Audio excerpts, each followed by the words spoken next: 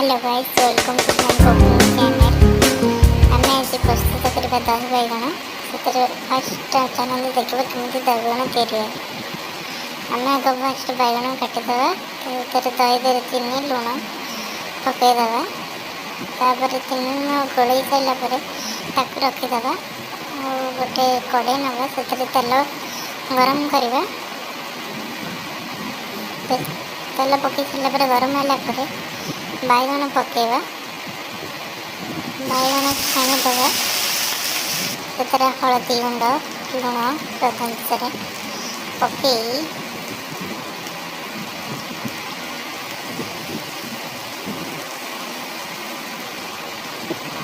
ढाकुणी घोड़ेदेवा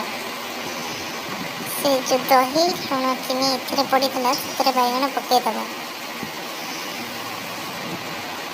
तापर आम बघार करने आम कड़े नवा तेल टे ना